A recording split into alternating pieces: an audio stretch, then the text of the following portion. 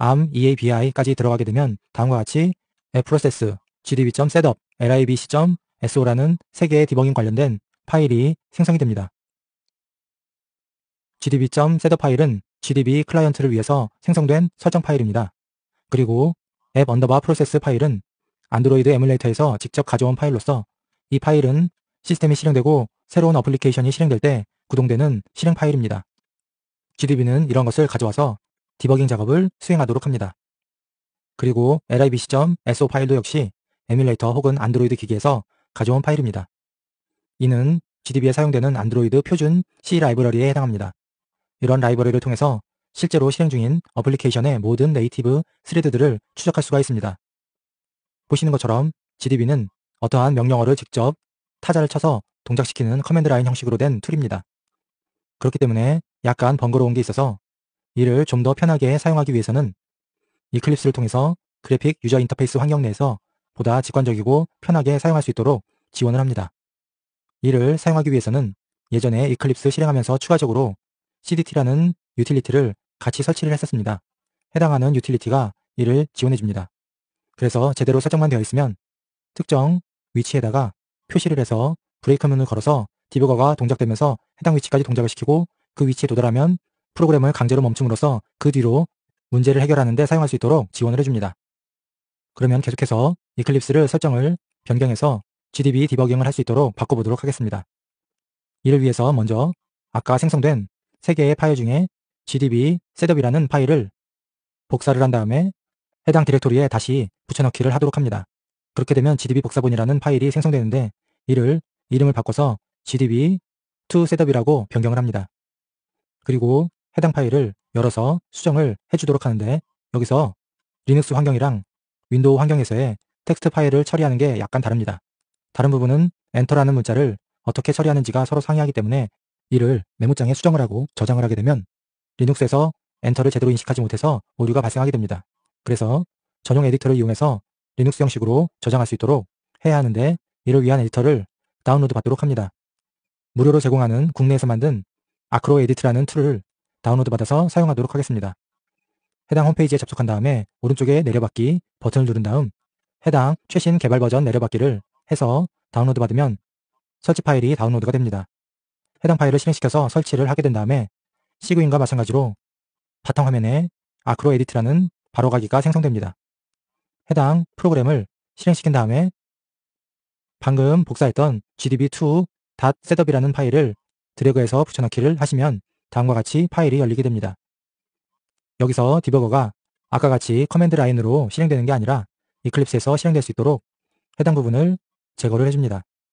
그리고 나서 리눅스에서 지원하는 포맷으로 저장하기 위해서 다음과 같이 파일에서 변환 항목에서 계획 문자 형식을 유닉스 형식으로 선택을 해줘서 변경을 시켜준 다음에 저장을 하시면 됩니다.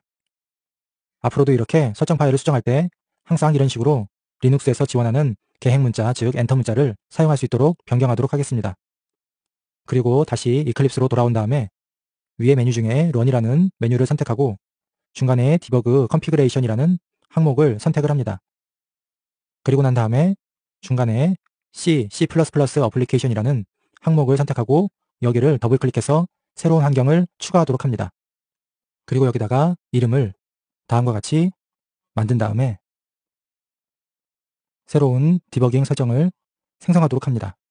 이러한 설정은 완료를 하게 되면 컴퓨터상에 있는 gdb 클라이언트를 시작하고 안드로이드 기기 혹은 에뮬레이터에서 동작 중인 gdb 서버로 서로 연결을 해주도록 합니다. 설정을 하기 위해서 먼저 메인 탭에서 C 어플리케이션을 선택해 주도록 합니다. 여기서 어플리케이션은 앞서 3개의 파일이 생성됐다고 했는데 여기서 app_process라는 파일의 경로를 설정해 주시면 됩니다. 브라우저 버튼을 누른 다음에 다음과 같이 팝업 창이 열리게 되고 앞서 3개의 파일이 생성되었던 경로인 ovj local army abi에서 app_process를 선택해 주시면 됩니다. 그리고 프로젝트에는 방금 구동 중인 어플리케이션의 경로, 즉 프로젝트 경로를 선택해 주시면 됩니다. 앞서 이 경로와 동일하기 때문에 해당 부분을 그대로 복사해서 넣으시거나 브라우저 버튼을 눌러서 직접 프로젝트 경로를 선택해 주시면 됩니다.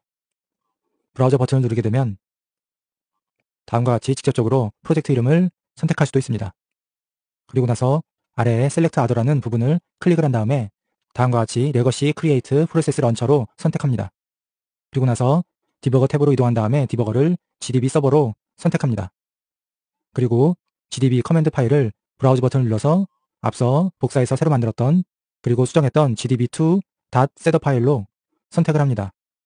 그리고 다음으로 디버거의 경로를 설정해 줍니다. NDK에서 만든 디버거로 선택해 주도록 합니다. 브라우즈 버튼을 누른 다음에 NDK가 설치된 경로로 이동합니다.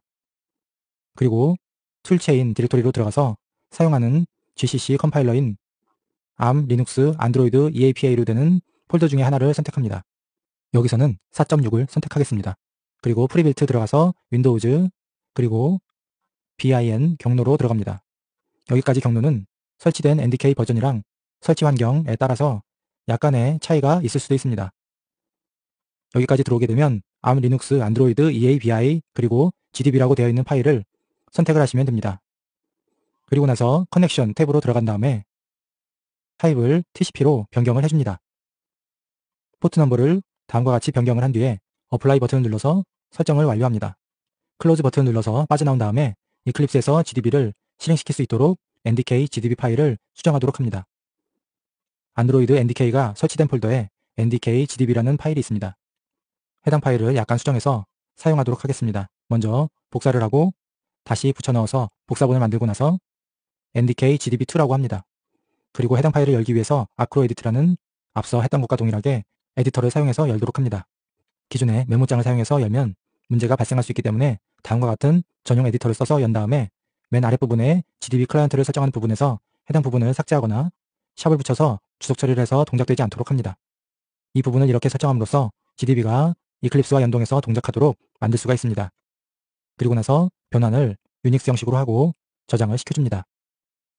이렇게 변경된 NDK GDB2를 사용하도록 하겠습니다. 윈도우 환경에서 GDB를 사용하기 위해서는 리눅스 환경보다 좀 더 복잡한 단계를 거치게 되는데 어떻게 디버깅을 수행하는지를 실습해 보도록 하겠습니다. 먼저 프로젝트를 연 다음에 디버깅을 수행하기 위해서는 기존의 화살표 버튼이 아니라 왼편에 벌레 모양이 있는 아이콘을 눌러서 디버깅을 수행해야 합니다.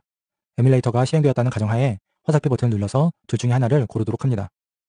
기존의 네이티브 앱은 기존에 있던 것이고 블라스터 J9은 방금 전에 디버그 설정을 통해서 추가적으로 만든 것입니다. 먼저 새로 만든 것을 사용하는 게 아니라 기존에 있던 네이티브 앱이라는 디버거 설정 파일을 이용해서 먼저 디버깅을 수행합니다. 디버깅을 수행하면 어플리케이션이 기존과 동일하게 동작을 할 것입니다. 동작이 되는 도중에 에뮬레이터가 구동되고 어플리케이션이 동작되면 시그윈 창을 다시 가져온 다음에 여기서 NDK GDB2라고 방금 수정한 GDB 프로그램을 실행하도록 합니다. 그리고 옵션을 줘서 하이픈 2개를 대시 2개를 입력한 다음에 false라고 입력하고 엔터를 누르게 되면 방금 전에 수행되는 디버깅이 강제로 종료되고 방금 수정한 NDK GDB2로 디버깅이 다시 실행이 됩니다. 지금 디버깅이 실행됐기 때문에 프로그램이 강제로 멈춰졌습니다. 이제 이 상태에서 이클립스로 돌아가서 앞서 디버깅 설정 중에 새로 만들었던 블라스터 J9이라고 하는 디버깅 설정을 선택을 하게 되면 다시 빌드 작업이 수행하면서 디버깅 할 수 있는 UI가 새로 생깁니다. 이런 식으로 디버깅을 동작시킬 수 있습니다. 현재는 브레이크 지점을 정하지 않았기 때문에 그냥 어플리케이션이 계속 실행되는 것을 확인할 수 있습니다. 그리고 이러한 디버깅을 멈추기 위해서는 다음과 같은 서스펜드라는 것을 누르게 되면 강제로 멈춰지게 됩니다. 그리고 완전히 종료시키고자 할 때는 빨간색 터미네이트 버튼을 누르게 되면 디버깅이 완전히 종료가 되고 어플리케이션도 자동적으로 종료가 됩니다. 이제 실제로 어플리케이션의 특정 부분을 브레이크 문을 줘서 디버깅이 시작할 때 그 부분에서 멈추도록 해보겠습니다.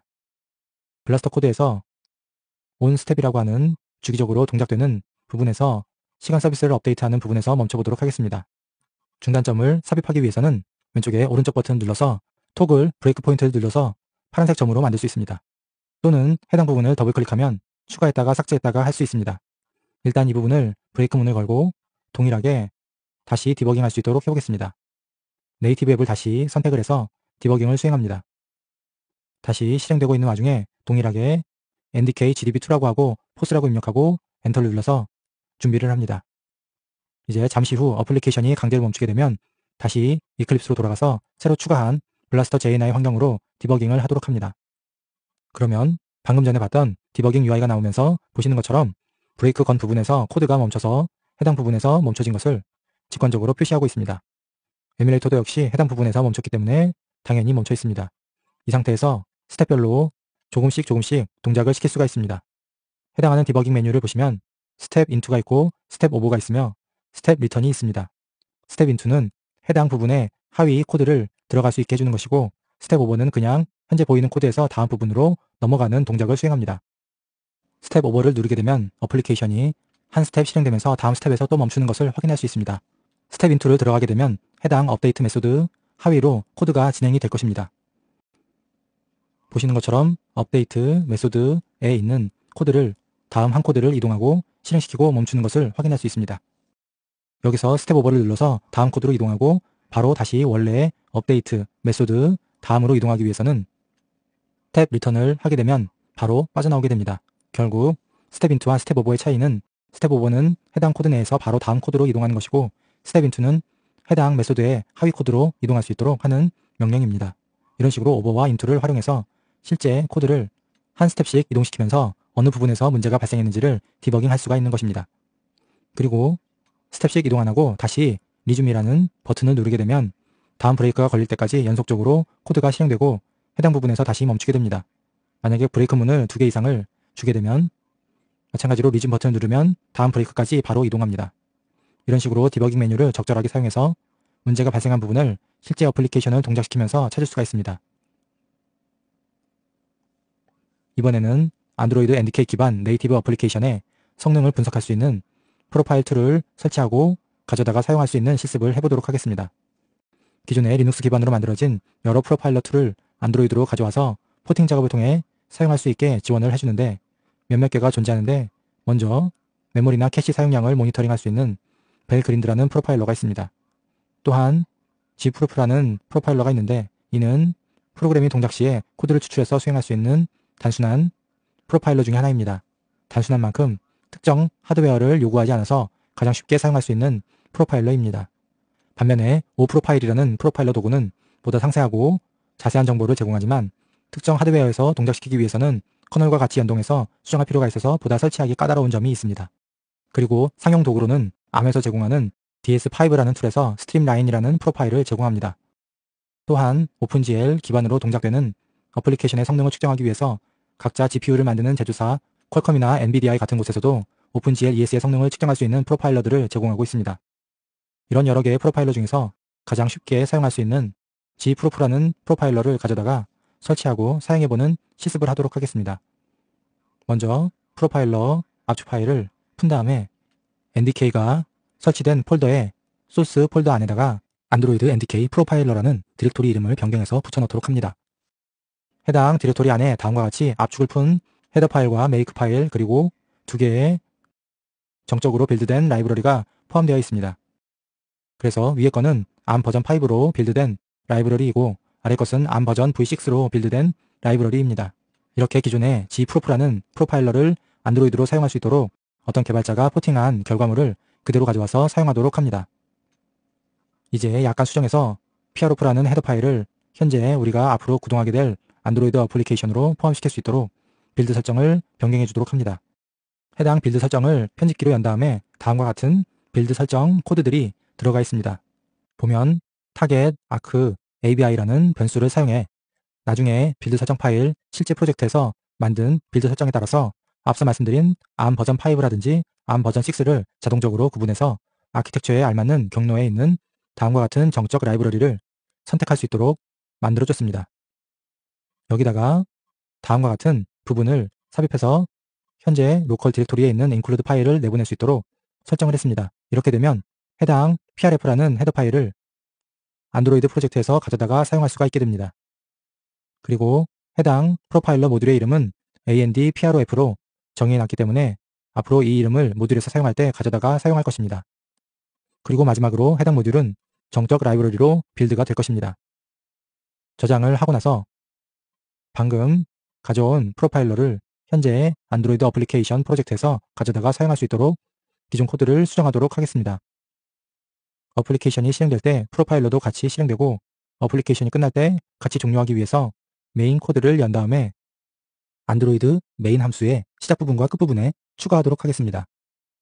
먼저 프로파일러를 사용하기 위해서 prof 헤더 파일을 포함시킨 다음에 다음과 같은 코드를 삽입해서 프로파일링 주기를 설정해 줍니다. CPU 프로파일 프리퀀시라고 해서 얼마나 빠르게 혹은 느리게 프로파일링 할지를 설정해 주면 됩니다. 그리고 나서 해당 프로파일러가 모니터링하고자 하는 네이티브 라이브러리를 설정해 줍니다. 현재 어플리케이션에서 NDK를 통해서 네이티브 라이브러리로 빌드되기 때문에 해당 라이브러리 이름을 넣어주시면 됩니다. 먼저 mon startup이라는 함수를 입력한 다음에 안에다가 라이브러리 이름을 넣도록 합니다. 해당 라이브러리 이름은 빌드 설정에 다음과 같이 모듈 이름을 정한 이 이름을 가져다가 넣으시면 됩니다. 여기서는 네이티브 앱이라는 라이브러리로 만들었기 때문에 복사를 해서 넣고 .so라고 붙여줍니다. 이는 빌드가 되면 자동적으로 SO 파일로 생성이 되기 때문입니다. 이렇게 해서 모니터링을 시작하도록 합니다. 그리고 나서 마지막 부분에다가 모니터링이 끝나는 함수를 호출하도록 합니다. 해당 함수 이름은 mon cleanup입니다. 이렇게 설정하고 나서 다시 빌드를 하도록 합니다. 빌드를 하기 위해서는 방금 ndk가 설치된 곳에 추가했던 gprof 프로파일러 소스를 헤더 파일로 사용하기 위해서 경로를 다른 라이브러리와 마찬가지로 추가해 주셔야 합니다. 추가하기 위해서는 오른쪽 버튼을 눌러서 맨 아래에 설정으로 들어간 다음에 해당 C++에서 패스 심볼로 들어가신 다음에 이 부분에다가 모든 언어에다가 프로파일 경로를 추가해 주시면 됩니다. 애드 버튼을 눌러서 프로파일러가 설치된 경로를 찾습니다. 파일 시스템 버튼을 누르고 ndk가 설치된 경로를 찾은 다음에 소스 디렉토리 안에 안드로이드 ndk 프로파일러를 선택합니다. 그리고 다음과 같이 모든 환경 설정과 언어에 추가하도록 체크한 다음에 OK 버튼을 누르도록 합니다. 그리고 나서 JNI 폴더에도 마찬가지로 환경 설정에다가 각각의 언어에 프로파일러 경로를 모두 포함시켜줍니다. 그렇게 되면 오류 메시지를 모두 해결할 수 있습니다. 최종 빌드에 앞서 안드로이드 ndk가 설치된 곳 안에 소스 디렉토리 안에 설치된 프로파일러로 들어간 다음에 해당 빌드 설정 파일을 안드로이드로 고치도록 합니다. 그리고 나서 편집기를 다시 연 다음에 맨 윗부분에다가 다음과 같은 현재의 경로를 알 수 있는 코드를 삽입합니다. 삽입한 채로 다시 빌드를 하게 되면 정상적으로 빌드가 되는 것을 확인할 수 있습니다. 빌드 설정 파일을 연 다음에 프로파일러에 관련된 모듈을 추가해 주도록 합니다. 기존의 정적 라이브러리를 포함시키는 곳에다가 바로 안드로이드 프로파일러 모듈 이름인 andprof라고 입력하고 실제 해당 모듈이 들어있는 경로 디렉토리 이름인 안드로이드 ndk 프로파일러라고 추가시켜줍니다. 그리고 저장하게 되면 해당 모듈을 포함해서 빌드가 완료가 될 것입니다. 이제 에뮬레이터 실행에 앞서서 프로파일링 결과가 저장되기 위해서 SD카드가 쓰기가 가능하도록 바꿔줘야 합니다. SD카드를 쓰게 하기 위해서는 안드로이드 매니페스트 파일을 연 다음에 어플리케이션 아랫부분에 다음과 같은 권한을 설정해 주시면 됩니다. 그래서 퍼미션을 결정해주고 해당 퍼미션의 내용은 외부 저장 장치를 쓸 수 있게 만든다는 의미를 나타내는 다음과 같은 설정을 추가해 주시면 됩니다. 초록색 화살표 버튼을 눌러서 어플리케이션을 동작시킵니다. 에뮬레이터가 실행되고 어플리케이션이 동작되고 난 다음에 로그 메시지를 통해서 프로파일러가 제대로 실행되고 종료되는지를 확인하도록 합니다. 보다 쉽게 확인하기 위해서 필터를 걸어주시는 게 좋습니다. 필터는 플러스 버튼을 누른 다음에 적당한 이름을 붙여주시고 필터 태그를 다음과 같이 대문자로 프로파일링이라고 해줍니다. 이렇게 해주게 되면 프로파일링이라는 태그 값을 갖는 메시지만 필터링해서 보여주게 됩니다. 어플리케이션이 실행되고 다음과 같은 프로파일링이 해당하는 네이티브 라이브러리를 모니터링하고 있다는 메시지가 표시됩니다. 이 상태에서 프로그램을 어플리케이션을 종료하기 위해서 뒤로 가기 버튼을 누르게 되면 어플리케이션이 종료가 될 것입니다. 그리고 다음과 같이 gmonout이라는 파일이 SD카드에 저장이 되었다고 메시지를 출력하게 됩니다. 그러면 해당 저장된 프로파일링 결과 데이터를 가져와서 어떤 데이터가 저장되어 있는지를 확인해 보도록 합니다. 해당 파일을 에뮬레이터에서 PC로 가져오기 위해서는 먼저 커맨드 창을 연 다음에 adb 명령을 사용합니다. adb push와 반대인 pull이라는 명령을 사용하게 되면 에뮬레이터에 있는 특정 디렉토리에 있는 데이터를 현재의 PC에 있는 디렉토리로 가져올 수가 있습니다. 그래서 먼저 pull이라고 입력하고 SD카드 디렉토리 안에 gmon이라는 아까 알려준 파일 그대로 입력합니다. 그리고 해당 현재 디렉토리의 파일을 가져오도록 동작을 수행하면 확인해보면 다음과 같이 gmon이라는 파일을 가져오게 되었습니다. 이 파일을 이제 ndk에서 제공하는 프로파일링 분석 툴을 가지고 열어서 확인해 보도록 합니다. 결과를 확인하기 위해서는 먼저 gmonOut이라는 파일을 현재 실행 중인 프로젝트 폴더로 복사해야 됩니다. 복사를 하기 위해서 카피 명령을 쓰고 gmon 파일을 프로젝트 최상위 폴더로 복사합니다. 쉽게 복사를 하기 위해서는 먼저 다음과 같이 폴더를 바로 긁어서 놓게 되면 해당 경로가 자동적으로 생성됩니다. 이렇게 해서 복사를 해서 그 디렉토리로 다시 이동합니다.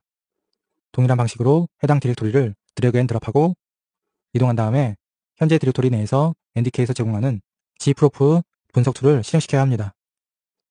분석을 하기 위해서 먼저 해당하는 툴의 경로를 입력해야 합니다. 입력하는 방법은 마찬가지로 NDK가 설치된 경로로 들어간 다음에 툴체인 디렉토리 안에 가장 위에 있는 ARM 리눅스 안드로이드 EAB라고 되어 있는 디렉토리에 들어가서 프리빌트 윈도우즈 그리고 bin에 들어가 있는 폴더 앞서 실습에서 gcc, gdb를 찾을 때 들어갔던 그 디렉토리와 동일한 디렉토리입니다. 여기서 gproof라는 명령이 있습니다. 해당 명령을 실행하기 위해서 그대로 드래그 앤 드랍을 하시게 되면 해당 프로그램의 경로가 자동적으로 생성됩니다. 이 상태에서 한 칸을 띄우고 분석하고자 하는 프로그램의 라이브러리를 추가해 주셔야 합니다.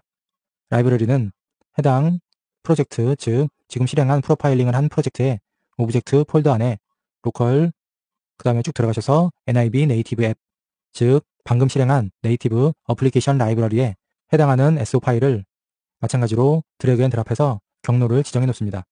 이렇게 하고 엔터만 누르게 되면 자동적으로 분석이 진행됩니다. 그래서 분석 결과가 쭉 나오고 하는데 보다 쉽게 보기 위해서 텍스트 파일로 저장하기 위해서는 한 칸을 띄우고 오른쪽 화살표를 두 개 놓은 다음에 저장하고자 하는 파일의 이름을 지정해 놓게 되면 해당 파일로 방금 화면에 표시된 결과가 저장이 됩니다. 그래서 저장된 결과를 편집키 같은 걸로 확인해 보도록 하겠습니다. 저장된 결과인 다음의 파일을 열어서 확인을 해보면 보시는 것처럼 샘플 카운트 시간이 먼저 나옵니다. 앞서 메인 문에서 정의했던 샘플링 타임이 결과에 기록됩니다. 그래서 1.6 곱하기 10-5승 시간만큼마다 샘플링을 했다라는 것입니다. 그리고 전체 100%를 기준으로 어떤 메소드가 어느 정도의 CPU 자원을 소모했는지를 결과를 나타내고 있습니다. 그리고 해당 메소드가 얼마만큼 시간을 소모했는지도 옆에 표시가 되어 있습니다.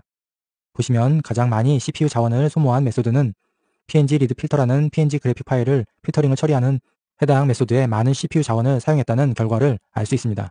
그리고 그 다음으로 그래픽 타일 배경화면을 만들 때 필요한 로드 버티스라는 메소드가 8.7%의 CPU 자원을 사용했다고 나와 있습니다. 이런 식으로 특정 메소드가 얼마만큼 CPU 자원을 소모했는지를 확인함으로써 성능 같은 것을 계산할 때 활용될 수 있을 것입니다. gproof는 가장 간단한 결과만 보여줄 수 있는 프로파일러이기 때문에 보시는 것처럼 CPU 소모 자원만 보여줬지만 기타 다른 벨그린드라든지 오프로파일 그리고 상용 툴인 스팀라인의 경우에는 보다 다양한 파라미터의 소모량을 결과로 보여줍니다. 그래서 이러한 프로파일러 툴을 사용하면 특정 부분에서 성능이 문제가 생길 경우 어떤 코드에서 문제가 생긴지를 확인할 수 있기 때문에 해당 부분을 수정해 나감으로써 전체 성능을 올리는 데 활용될 수 있을 것입니다. 오픈맥스 AL 라이브러리를 사용해서 멀티미디어를 재생하는 실습을 해보도록 하겠습니다. 기존에는 안드로이드 어플리케이션에서 자바만을 이용해서 멀티미디어 플레이어를 만들 수가 있었는데 NDK 버전 7 이후로부터는 오픈맥스 AL 라이브러리가 포함됨으로써 멀티미디어를 네이티브로 다룰 수가 있게 되었습니다. 오픈맥스 AL은 크로노스 그룹에서 주도하는 프로젝트로서 멀티미디어 어플리케이션을 개발할 때 표준화를 위해서 만든 것입니다. 오픈맥스에서는 오픈맥스 AL, 오픈맥스 IL, 오픈맥스 DL로 나뉘어 있습니다. 오픈맥스 DL은 가장 하위 레벨에서 하드웨어 성능을 발휘하게 해서 만들어 놓은 객체입니다. 그리고 오픈맥스 AL은 오픈맥스 어플리케이션 레이어로서 멀티미디어 어플리케이션을 작성할 때 플랫폼에 독립적으로 어떤 어플리케이션을 만들 수 있도록 지원하는 객체입니다. 그리고 지금부터 다루게 될 오픈맥스 IL은 오픈맥스 인테그레이션 레이어의 약자로서 오픈맥스 AL과 오픈맥스 DL 사이를 연결해주는 인터페이스 규약을 다루고 있습니다. 오픈맥스 AL은 오픈맥스 오픈 SLES랑 상당히 유사하게 만들어져 있습니다. 오픈 SLES는 지난 실습에서 사운드를 처리할 때 사용했던 라이브러리입니다. 그래서 오픈맥스 AL에서 사운드 처리는 오픈 SLES를 그대로 가져와 사용하고 거기서 비디오만 추가됐다고 생각하시면 됩니다. 그러면 오픈맥스 AL을 사용하는 멀티미디어 어플리케이션을 만들기 위해서 먼저 프로젝트를 생성하도록 하겠습니다. 프로젝트 생성을 위해서 다음과 같이 안드로이드 어플리케이션을 선택하고 난 다음에 프로젝트 이름을 결정을 합니다. 그리고 최소 SDK 버전을 API 14로 하고 타겟 SDK를 4.4로 정해줬습니다. 그리고 계속해서 다음 버튼을 누른 다음에 여기서 빈 액티비티를 선택하고 레이아웃 이름과 액티비티 이름을 정하도록 합니다. 이러한 이름들은 본인이 원하는 이름을 넣으신 다음에 완료를 하게 되면 프로젝트가 생성되는 것을 확인할 수 있습니다. 다음과 같이 UI를 설정하는 데 관련된 XML 파일과 방금 추가했던 기본적인 액티비티 클래스가 생성이 되는 것을 확인할 수가 있습니다. 여기다가 네이티브 단에서 멀티미디어 데이터를 처리하기 위해서 필요한 네이티브 메소드를 해당 자바 라이브러리에서 선언을 하고 이를 가져와서 실제 어플리케이션에서 멀티미디어 데이터를 처리하는 부분을 구현하도록 하겠습니다. 여태까지 실습했던 JNI 인터페이스를 사용해서 만들어 보도록 하겠습니다. 먼저 멀티미디어 어플리케이션의 UI를 생성하도록 합니다. 메인 XML 파일을 연 다음에 여기에 직관적으로 그래픽 유저 인터페이스를 추가하시면 됩니다. 기본적으로 다음과 같은 헬로 월드라고 하는 텍스트가 포함되어 있습니다. 해당 부분을 더블 클릭하게 되면 UI에 대한 설정이 바로 연결이 돼서 직접 수정이 가능도 합니다. 아래에 그래픽 레이아웃 탭과 XML 탭을 오가면서 그래픽 유저 인터페이스를 만들도록 합니다. 먼저 헬로 월드 부분을 바꿔보도록 하겠습니다. 해당 부분을 더블 클릭하게 되면 다음과 같이 텍스트 뷰라는 UI로 되어 있다는 것을 바로 알 수가 있습니다. 그리고 다음과 같은 헬로 월드라고 되어 있는 스트링으로 된 텍스트라는 것을 확인할 수 있는데 이에 해당하는 값이 무엇인지를 확인하기 위해서는 왼편에 밸류 밑에 스트링이라는 XML 파일을 더블 클릭해서 열도록 합니다. 그렇게 되면 헬로 월드라는 변수의 값이 다음과 같이 헬로 월드라고 되어 있는 걸 확인할 수 있습니다. 그래서 위에 있는 네임이 UI에 해당하는 변수 이름이고 아래에 있는 게 실제로 표시되는 UI 구성 요소의 데이터라고 보시면 됩니다. 그래서 이 부분을 다음과 같이 고쳐서 미디어, 멀티미디어, 소스를 선택하는 문구로 바꿔보도록 하겠습니다. 그리고 저장을 해서 그래픽 레이아웃으로 확인해 보도록 합니다. 먼저 프로젝트를 한번 컴파일을 전체 빌드를 수행하고 난 다음부터는 해당 내용을 변경하고 나서 바로 저장을 하게 되면 다음과 같이 변경된 내용이 바로 반영이 될 것입니다. 그래서 최초에 한 번은 프로젝트 전체를 빌드하도록 합니다. 그래서 다음과 같이 값을 바꾸고 UI의 이름 역시 바꿀 수도 있습니다. 그리고 저장해주면 바뀐 부분이 그대로 반영을 하게 될 것입니다.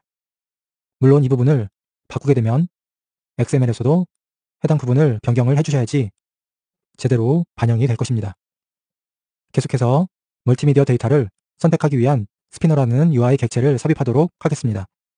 왼편에 여러 가지 삽입할 수 있는 UI 객체 중에서 다음과 같이 스피너라고 되어 있는 부분을 드래그한 다음에 드롭하도록 합니다. 적절하게 배치를 하고 크기를 지정한 다음에 해당 부분을 더블 클릭해보면 다음과 같이 UI 객체의 설정을 담고 있는 XML 코드가 자동적으로 삽입된 것을 확인할 수 있습니다.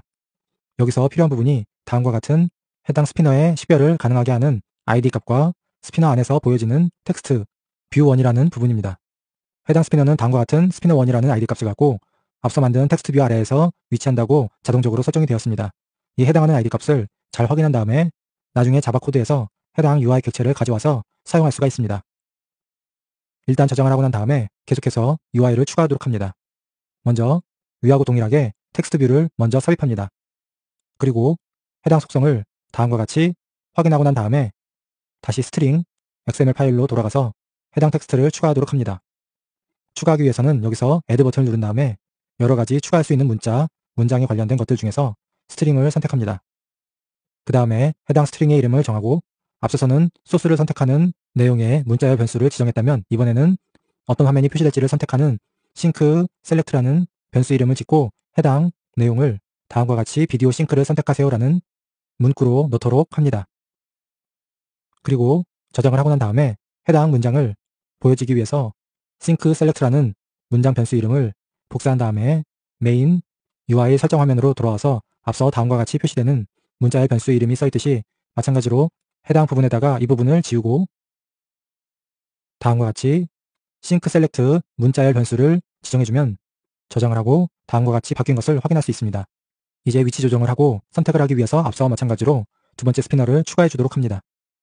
그렇게 해서 해당 두 번째 스피너를 통해서는 싱크를 선택할 수 있게 하고 첫 번째 스피너를 통해서는 멀티미디어 소스를 선택할 수 있도록 합니다.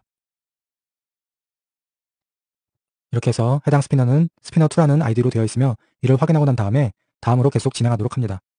이제 멀티미디어 재생에 관련된 제어를 할 수 있는 버튼을 추가하도록 합니다. 버튼을 추가하기 위해서는 다음과 같이 왼편에 여러 가지 종류의 버튼을 가져와서 놓도록 합니다. 그리고 나서 버튼의 이름을 바꿔보도록 합니다.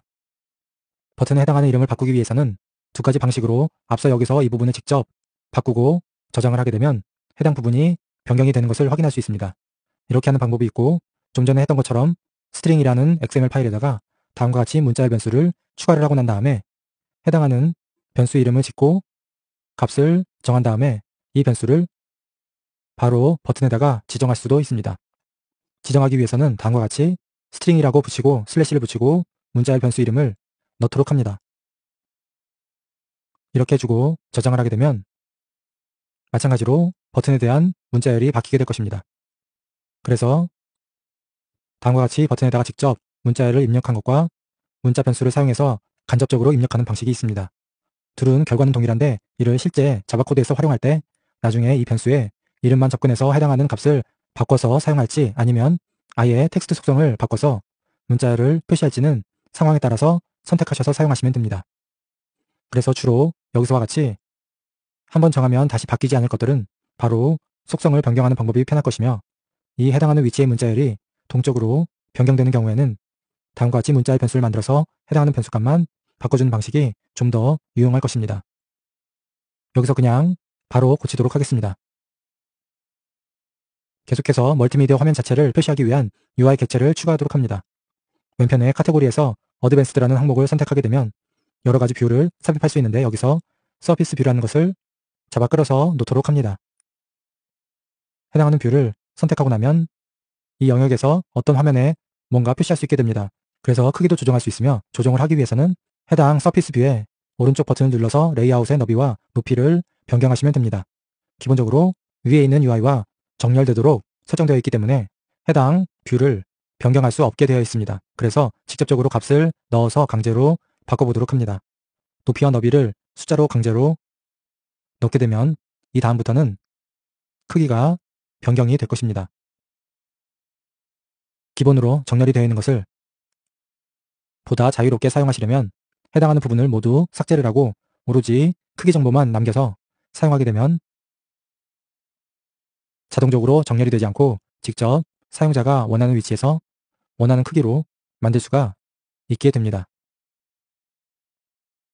계속해서 두 번째 서피스 뷰를 추가하도록 합니다. 해당 부분을 가져와서 놓은 다음에 마찬가지로 크기를 변경하도록 합니다.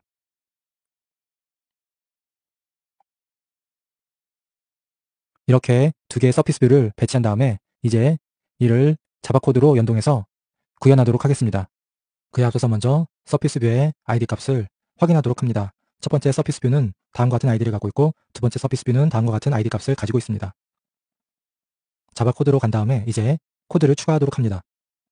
기본적으로 onCreate 메소드가 삽입되어 있습니다.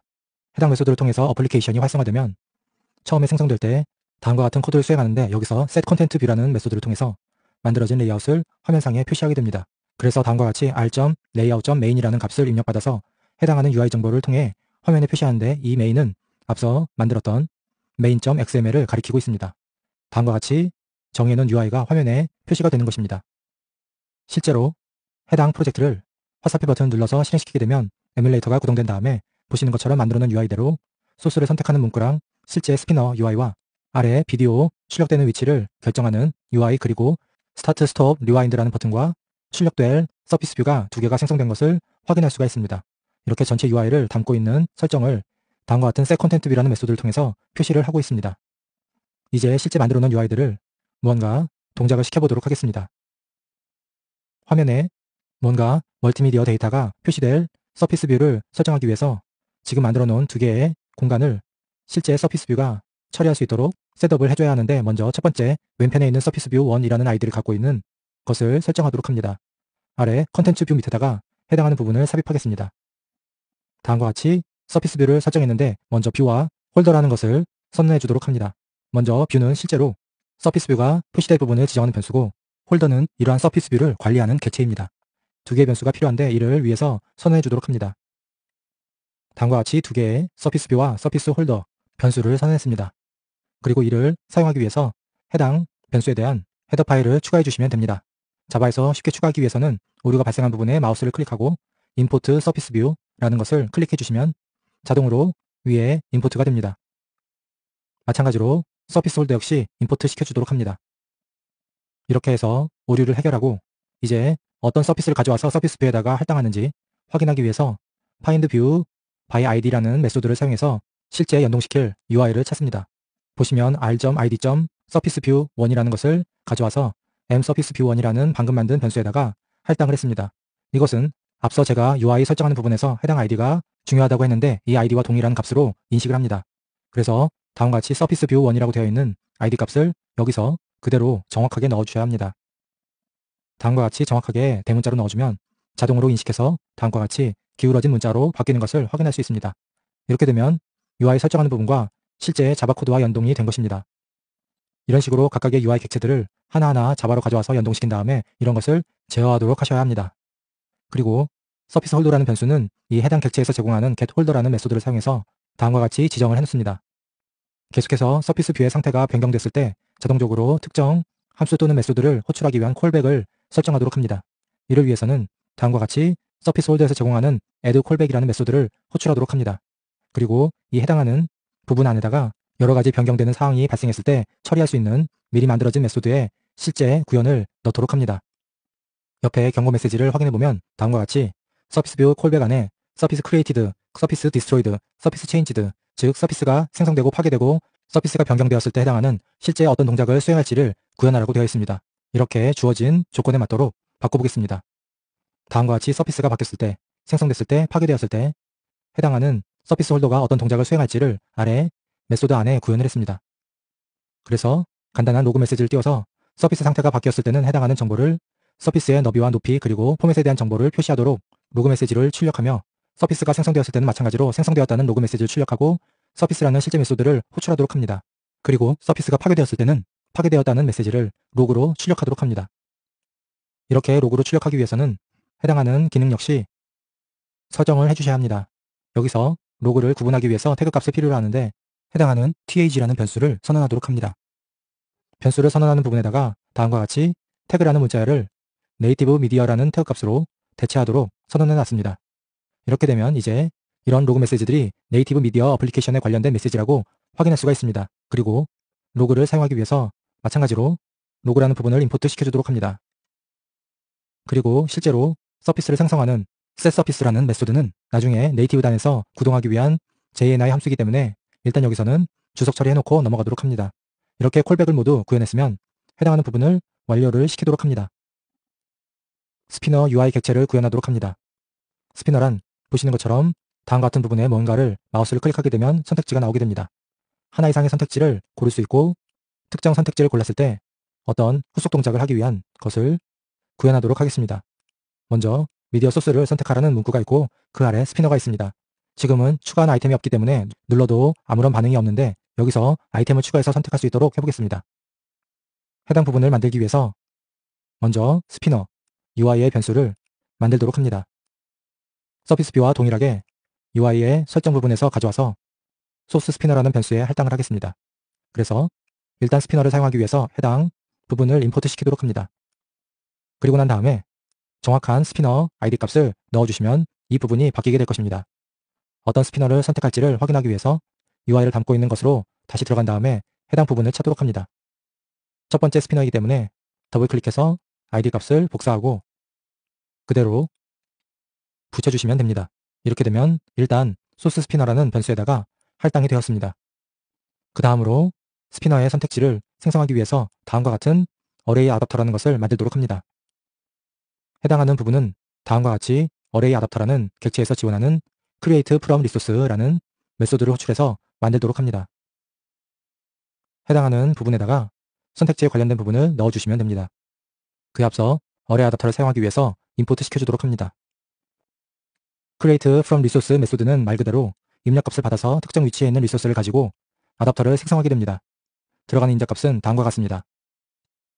먼저 자기 참조 레퍼런스를 첫 번째 인자값으로 하고 다음으로 선택지에 표시되는 문자열을 담당하는 UI 그리고 어떤 형식으로 표시될지를 나타내는 레이아웃에 관련된 부분을 입력받습니다. 그래서 간단한 형식의 선택지를 만들면 다음과 같이 놓고 중요한 건 두 번째입니다. 여기서 만든 어레이 변수에 따라서 선택지를 결정할 수가 있습니다.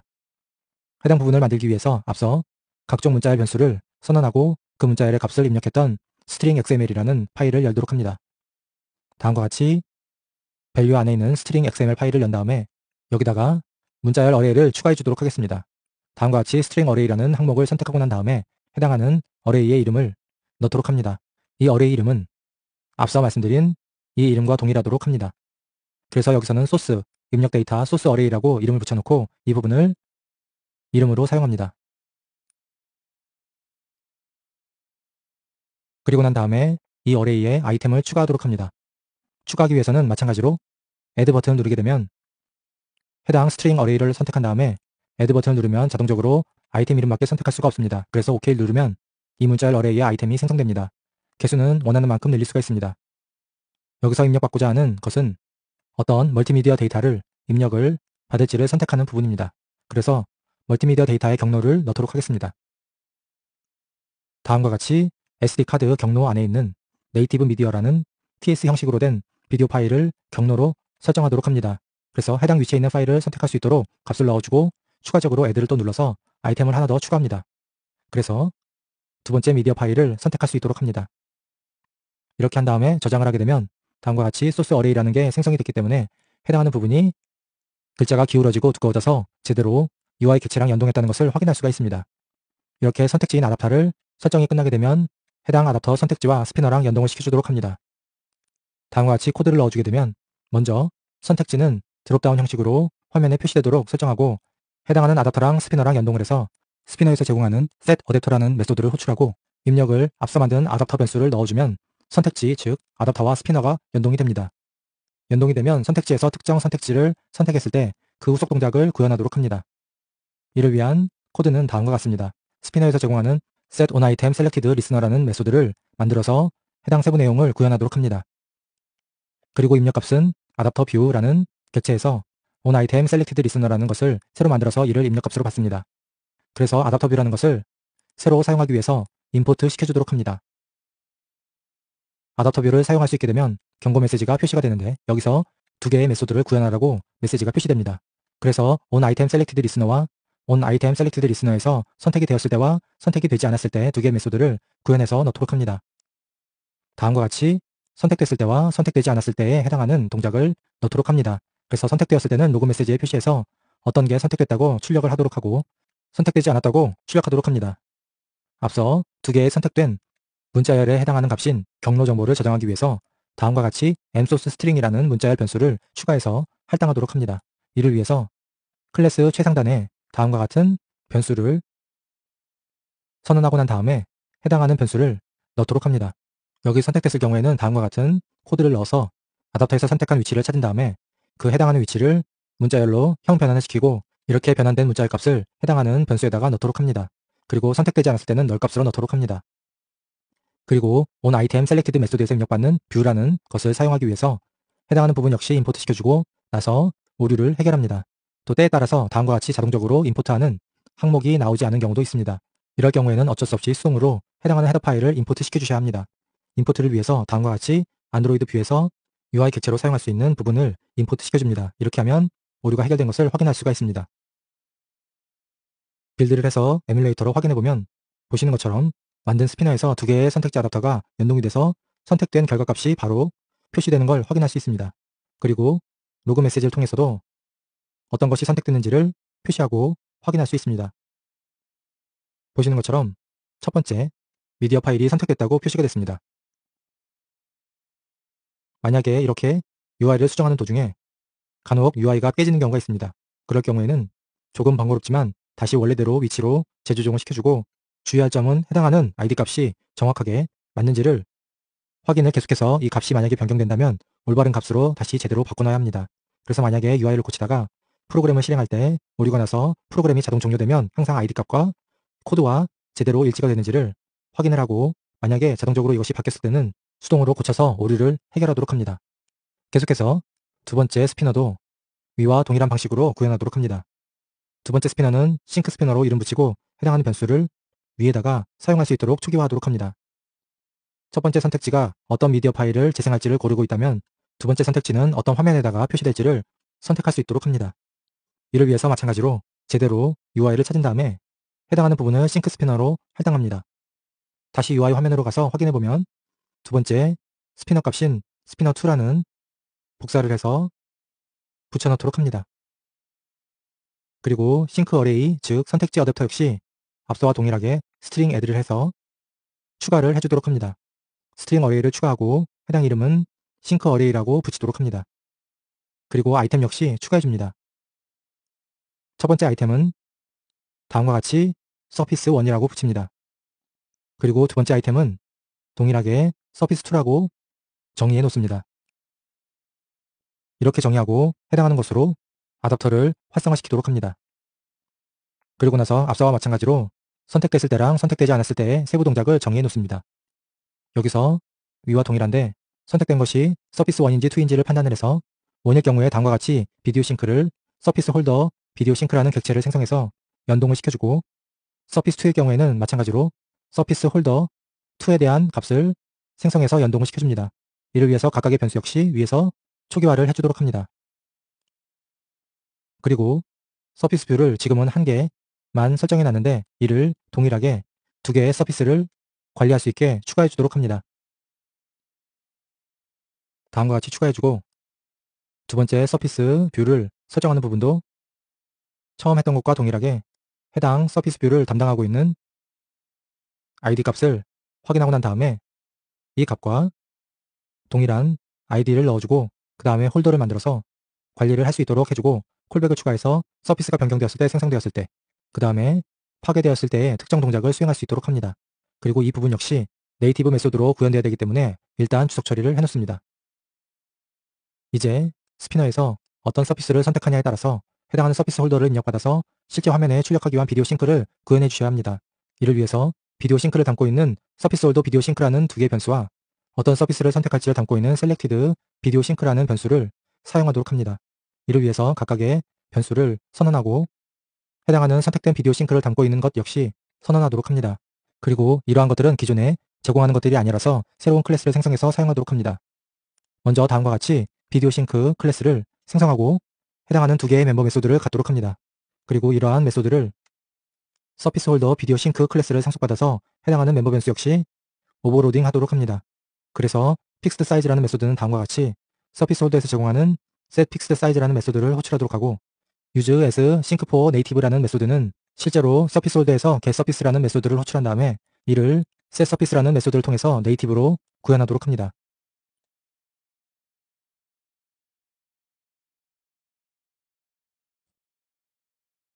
그 다음에 이제 버튼을 구현하도록 합니다. 버튼 역시 버튼을 눌렀을 때 어떤 동작을 수행할지를 스피너에서 아이템을 선택했을 때 호출되는 리스너와 비슷한 함수로 버튼이 눌렀을 때를 감지합니다. 다음과 같이 set on click listener라는 메소드를 통해서 눌렀을 때의 동작을 구현하도록 합니다.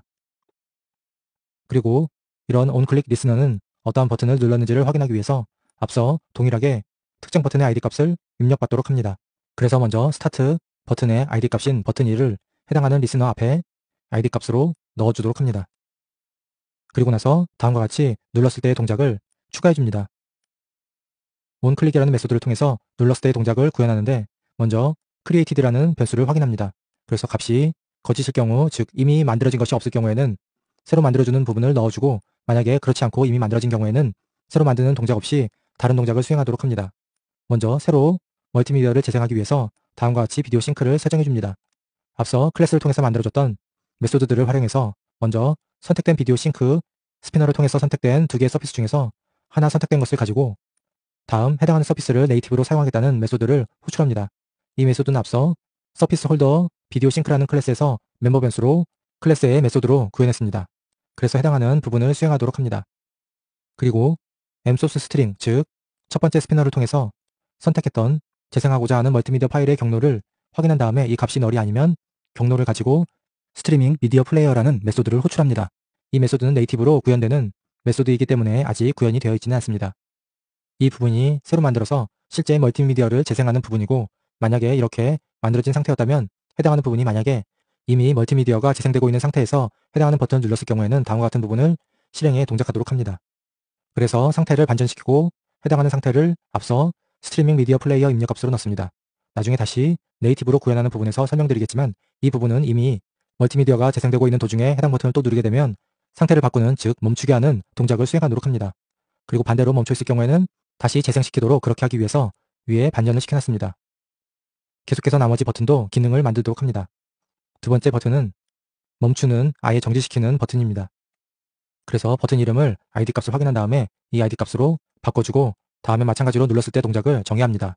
여기서도 finish라는 메소드를 호출하는데 이 메소드는 나중에 네이티브로 구현되는 메소드입니다.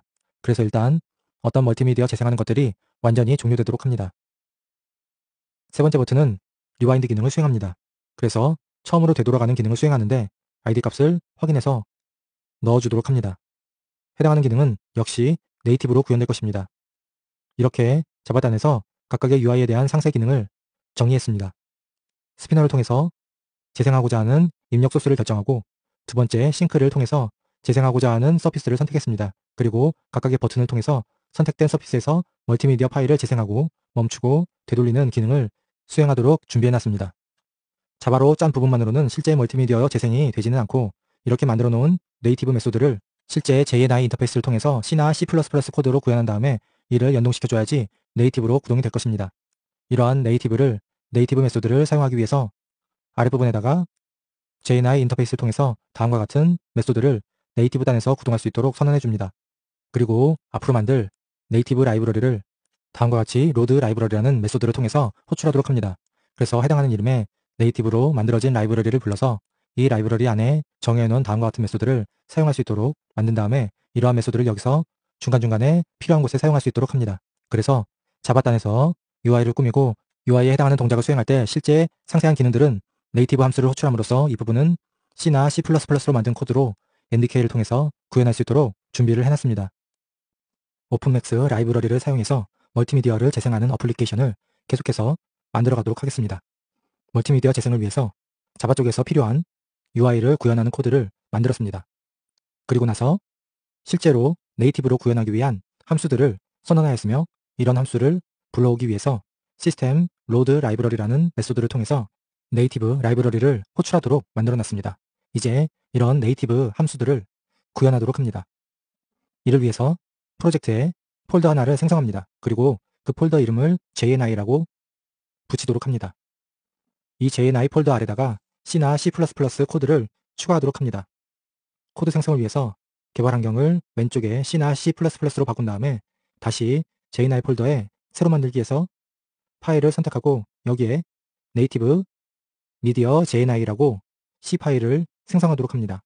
네이티브 코드를 구현하기 위해서 먼저 필요한 헤더 파일들을 추가하도록 합니다. 여기서 jni.h라는 헤더 파일을 통해서 네이티브 코드와 미리 만들어 놓은 자바 코드 간의 연동을 지원하도록 합니다. 그리고 다음과 같은 코드를 넣은 다음에 로그 메시지를 나중에 로그캣으로 확인할 수 있도록 합니다. 해당 매크로는 안드로이드 로그 프린트라고 만들어 놓고 여기에 태그 값은 네이티브 미디어라고 넣습니다. 그래서 나중에 네이티브 미디어라고 된 태그 값을 갖는 로그 메시지만 따로 필터링을 해서 확인할 수 있습니다. 네이티브 코드는 자바 코드와 달리 디버깅하기가 쉽지가 않아서 이렇게 중간중간에 로그 메시지를 확인할 수 있도록 넣어주면 보다 편하게 프로그래밍을 할 수가 있습니다. 그리고 다음과 같이 오픈맥스에 관련된 헤더 파일을 두 개를 추가한 다음에 오픈맥스 라이브러리에 있는 여러 가지 API를 사용할 수 있도록 합니다. 그리고 추가적으로 네이티브 쪽에서 어플리케이션 화면을 제어하기 위해 필요한 헤더 파일을 선언해 주도록 합니다. 이제 인터페이스 제작을 위해서 필요한 전역 변수들을 선언해 주도록 합니다. 다음과 같이 엔진 오브젝트와 엔진 인터페이스 그리고 출력을 위한 아웃풋 믹스 오브젝트를 선언하도록 합니다. 이는 예전에 오픈 SLES와 비슷하게 오디오 엔진 객체를 생성하고 이러한 생성된 객체를 가지고 여러 가지 오디오 기능을 제어할 수 있는 인터페이스를 만들었던 것과 비슷한 방식으로 오픈맥스 라이브러리를 이용해서 멀티미디어를 재생할 수 있도록 제어를 하는 방식을 사용합니다. 그래서 오픈 SLES에서 사용했던 여러 가지 객체 이름 앞에다가 XA를 붙인 것만 약간 다르고 사용하는 방식은 비슷하다고 생각하시면 됩니다. 그래서 멀티미디어 재생을 위한 인터페이스도 다음과 같이 여러 개 선언하도록 합니다. 마찬가지로 오픈맥스에서 사용하기 위해서 XA만 붙여 있었고 나머지 객체 이름은 기존의 오픈 SLES하고 동일합니다. 그래서 재생을 위한 그리고 볼륨, 버퍼 큐, 스트림 정보 같은 것들을 저장하기 위한 각종 변수들을 선언하도록 합니다. 그리고 나서 필요한 각종 상수들을 정의합니다. 먼저 인터페이스의 개수를 담고 있는 다음과 같은 상수값을 선언하고 3이라고 붙였는데, 이는 앞에서 미디어 재생을 위해서 필요한 인터페이스가 총 버퍼 큐에 관련된 것, 스트림의 정보에 관련된 것, 플레이, 재생에 관련된 인터페이스 총 3개를 사용하기 위해서 3이라는 값을 선언하도록 합니다. 그리고 이 미디어 플레이어가 어떤 곳에서 재생되는지, 재생되는 곳을 담당하는 비디오 싱크를에 대한 정보를 담고 있는 네이티브 윈도우라는 변수를 선언합니다. 그리고 버퍼 큐의 개수를 들어있는 버퍼의 수를 정하도록 합니다. 아래의 두 개의 상수는 스트림 재생을 위해서 필요한 하나의 패킷당 패킷 사이즈와 이러한 패킷당 차지하고 있는 버퍼의 개수를 정하도록 합니다. 그리고 이 두 개에 대한 상수값을 곱한 버퍼 사이즈, 최종적으로 필요한 버퍼 사이즈를 결정하도록 합니다. 이렇게 결정된 버퍼 사이즈 값을 가지고 실제 이러한 버퍼가 필요한 버퍼 개수, 앞에서 8개라고 했는데 버퍼 큐에 필요한 버퍼 개수까지 곱하면 최종적으로 멀티미디어 재생을 위한 메모리 크기가 결정이 됩니다. 그리고 이러한 정보들은 데이터 캐시라는 배열로 저장되도록 선언했습니다. 그리고 나서 아랫부분에 있는 변수는 안드로이드 기기 내에 있는 저장소에서 파일을 직접 읽어서 재생하기 위해서 이러한 파일을 가리키기 위한 다음과 같은 파일 포인터를 선언하도록 합니다. 그리고 나서 멀티미디어 재생의 끝을 확인하기 위한 두 종류의 변수를 선언합니다. 먼저 로컬에서 파일로 재생했을 때 파일의 끝인지 아닌지를 판단하는 불린 자료형을 사용한 리치드 EOF라는 변수를 사용함으로써 파일이 끝인지 아닌지를 판단해 저장해 놓습니다. 그리고 두 번째로 로컬에서 재생하는 게 아니라 인터넷이나 네트워크를 통해서 스트리밍으로 재생할 때 다음과 같은 1980이라는 이 값을 가지고 스트리밍 끝인지를 확인하도록 합니다. 이렇게 미리 정해놓은 값을 확인함으로써 어떠한 것을 검증하기 위해서 필요한 것을 매직 넘버라고 부르는데, 이런 매직 넘버 값을 1980이라고 정의해놓고 스트리밍이 이 값이 맞으면 스트리밍이 끝인지를 판단하도록 합니다. 그리고 나서 동기화를 위한 두 개의 변수를 선언합니다. 이는 오픈맥스에서 제공하는 콜백 스레드와 어플리케이션에서 따로 만든 어플리케이션 스레드 간의 충돌을 막기 위해서 필수적인 정보인 앞서 만든 파일의 끝인지를 판단하는 이러한 값들을 동시에 두 개의 스레드가 접근함으로써 이러한 값이 마음대로 바뀌는 것을 막기 위해서 이러한 뮤텍스를 선언함으로써 한 번에 하나의 스레드만 특정 데이터에 접근이 가능하도록 하는 동기화 기능을 스레드에 관련된 변수를 사용하도록 합니다. 그리고 다음과 같은 디스컨티뉴에이트라는 것을 판단할 수 있는 변수를 사용함으로써 멀티미디어 재생을 하다가 일반적으로 한 번에 장면을 건너뛰고자 할 때 연속적으로 장면이 재생되다가 동영상의 다른 특정 부분을 바로 건너뛰어서 재생하고자 할 때를 디스컨티뉴이티라고 부르고, 이러한 상태인지 아닌지를 판단하는 변수를 선언해 놓도록 합니다. 그리고 이러한 디스컨티뉴이티 변수를 입력값으로 받는 enqueUnitialBuffer라는 함수를 프로토타입을 선언합니다. 디스컨티뉴이티 상태가 되면 기존의 버퍼 큐를 모두 비워야 할 경우가 있습니다. 왜냐하면 버퍼 큐에는 앞으로 몇 초 혹은 몇 분 뒤에 시간에 해당되는 멀티미디어 데이터가 미리 큐에 저장이 되어 있을 텐데, 한 번에 장면을 건너뛰게 되면 이런 큐에 들어가 있는 데이터가 모두 필요가 없어지는 경우가 있습니다. 그럴 경우에 큐를 모두 비우거나 하는 초기화 작업을 담당하기 위해서 다음과 같은 디스컨티뉴이티 정보를 입력받는 함수가 호출될 것입니다. 여기까지가 필요한 데이터를 모두 정의해 놓거나 선언해 놓은 부분입니다. 이제 실제 함수들을 구현하는데 먼저 콜백 함수 몇 개를 구현하도록 합니다. 이러한 콜백 함수는 코드상에서 개발자가 임의로 호출 위치를 결정하는 것이 아니라 특정 상황이 되면 미리 등록해 놓은 콜백 함수를 자동적으로 호출하게 됩니다. 그래서 먼저 멀티미디어를 재생하고자 하는 데이터가 버퍼 큐에 들어가면 자동적으로 버퍼 큐를 처리하는 콜백 함수를 호출하기 위한 이런 콜백 함수를 구현하도록 합니다. 함수 이름은 다음과 같이 안드로이드 버퍼 큐 콜백이라고 붙이고 결과는 XA 리절트라는 XA라는 것이 붙은 것으로 유추할 수 있듯이 오픈맥스에서 미리 만들어 놓은 결과값을 나타내는 정보를 리턴값으로 선언하도록 합니다. 그리고 다음과 같은 8개의 입력 변수에 입력값을 받도록 합니다. 첫 번째 입력 변수는 콜러로서 이러한 콜백 함수를 호출하게 되는 호출자에 해당하는 정보를 입력합니다. 그래서 보시면 버퍼 큐 인터페이스로 가는 자료형으로 되어 있는 것으로 보아 앞서 만든 인터페이스 중에서 다음과 같은 버퍼 큐에 관련된 인터페이스에 대한 변수가 여기에 입력을 받을 것입니다. 그래서 결과적으로 버퍼 큐 인터페이스가 이러한 콜백 함수를 호출한다고 생각하시면 됩니다. 나머지 변수들은 콜백에, 즉 버퍼에서 어떤 데이터를 재생하기 위해 필요한 각종 정보, 버퍼에 관련된 정보를 입력받도록 합니다. 그리고 나서 콜백 함수를 구현을 하도록 합니다. 먼저 리턴 값을 저장하기 위한 res라는 변수를 미리 선언해 놓습니다. 그리고 뮤텍스를 락을 걸어서 이 아랫부분은 여러 개의 스레드가 동시에 접근이 가능하지 않도록, 즉 이 콜백 함수가 다루고자 하는 어떤 데이터든지 간에 그 데이터는 이 해당하는 스레드만 접근이 가능하도록 미리 락을 걸어 놓습니다. 이렇게 락을 거는 변수는 다음과 같은 discontinuity라는 변수 때문입니다. 해당하는 플래그 값이 다른 스레드에 의해서 강제로 바뀌는 것을 막기 위해서 이 락을 걸고 락을 다시 풀 때까지는 해당하는 변수는 이 스레드 안에서만 사용이 가능하도록 합니다. 그래서 discontinuity가 참일 경우, 즉 장면이 갑자기 다른 데로 점프해서 큐에 있는 데이터가 모두 비워야 될 경우 바로 다음 부분을 처리하도록 합니다. 그 다음에 reach EOF라고 파일의 끝인지를 판단하는 플래그 값을 2차적으로 확인합니다. 그래서 파일의 끝이 아니라면 일단 버퍼 Q를 모두 비우는 부분을 실행합니다. 그래서 예전에 오픈 SL ES에서 와 마찬가지로 해당하는 버퍼 인터페이스에서 클리어라는 하위 메소드를 바로 실행합니다. 그래서 결과를 본 다음에 제대로 성공되었으면 성공된 결과를 RES라는 결과값을 담고 있는 변수에다가 저장을 하도록 합니다. 그리고 나서 rewind라는 함수를 호출하도록 합니다. C 라이브러리에서 제공하는 파일을 다룰 수 있는 함수 중에 하나로 파일을 가리키는 위치를 제일 처음으로 돌려놓는 것입니다. 그래서 파일 포인터를 처음으로 돌린 다음에 enqueUnitialBuffer라는 함수를 호출하고 여기 입력값을 jni2라고 해서 이거는 그냥 참값이라고 생각하시면 됩니다. jni에서 제공하는 참이라는 플래그 값입니다. 이 값을 넣어서 다음과 같은 함수를 호출하도록 합니다. 이 함수는 앞서 프로토타입으로 정의해놓은 것으로 버퍼를 초기화하는 함수라고 했습니다. 그리고 디스컨티뉴티 상태를 입력한다고 했는데 여기서 지금 현재 디스컨티뉴티 상태가 참이기 때문에 여기서도 참값을 넣어서 해당 함수를 호출하도록 합니다. 이 함수는 나중에 추가적으로 구현할 것입니다. 그리고 디스컨티뉴티 정보를 다시 거짓으로 초기화시켜 놓고 나서 빠져나가도록 합니다.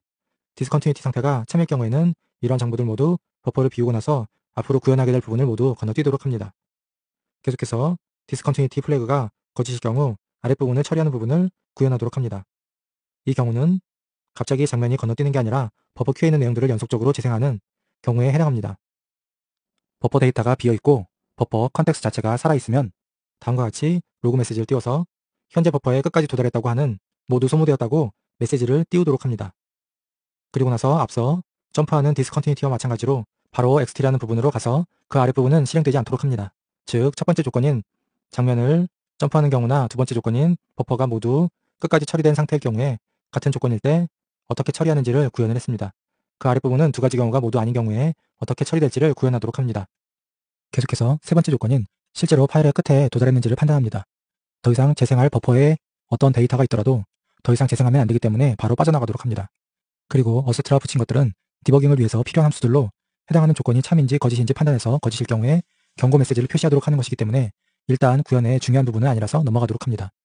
이제 실제로 버퍼에 있는 정보를 읽어서 처리하는 코드가 추가가 됩니다. 앞부분은